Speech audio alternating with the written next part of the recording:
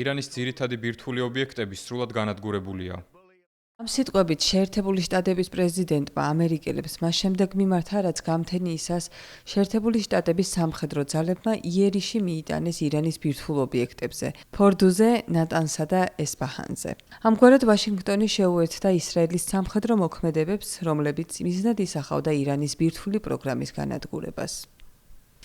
შეერთებულ შტატებში ეს გადაწყვეტილება მიიღეს მას შემდეგ, რაც ისრაელმა მნიშვნელოვნად დააზიანა ქვეყნის თავდაცვის სისტემები.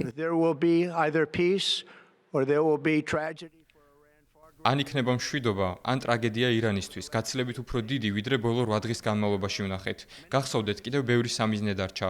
დღევანდელი დღე უდაოდ ყველაზე რთული და საბედისწერო იყო, მაგრამ თუ მშვიდობა სწრაფად არ დამყარდა, ჩვენ სხვა სამიზნეებსაც სწრაფად და ზუსტად დავესხმებით თავს. მათი უმრავლესობა რამდენიმე წუთში განადგურდება. სოფლიოში არაა სამხედრო ძალა, რომელსაც შეეძლო ის, რაც ჩვენ გავაკეთეთ. ამასთან ახლოსაც კი არავინაა. There's no military in the world that could have done what we did tonight. ომი ახლა იწყება, ასე გამოეხმაურნენ დონალდ ტრამპის განცხადებებს თეირანიდან. თავდასხმიდან მალევე ირანის რევოლუციურმა გვარდიამ ეს სიტყვები გამოაქვეყნა სოციალურ ქსელში. რამდენიმე საათის განმავლობაში უმაღლეს დონეზე განცხადებები არ გაკეთებულა.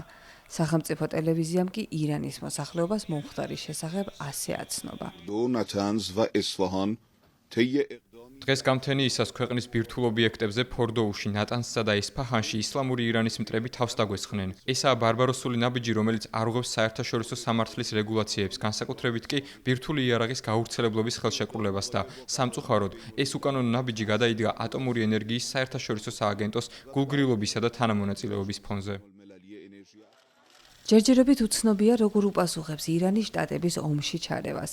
ქვეყნის სულიერი ლიდერი აიათოლა ხამენეი რამდენიმე დღის წინ აფრთხილებდა ვაშინგტონს, რომ თავდასხმები ირანზე მათ გამოუსწორებელ ზიანს მიაყენებდა. ისრაელის მიმართულებით ირანმა უკვე გაუშვა რამდენიმე ათეული ბალისტიკური რაკეტა, რომელთა უმრავლესობაც ისრაელის საჰაერო თავდაცვის სისტემამ გაანეიტრალა, ხოლო თელ-ავივში ერთმა ბალისტიკურმა რაკეტამ რამდენიმე საცხოვრებელი შენობა დააზიანა.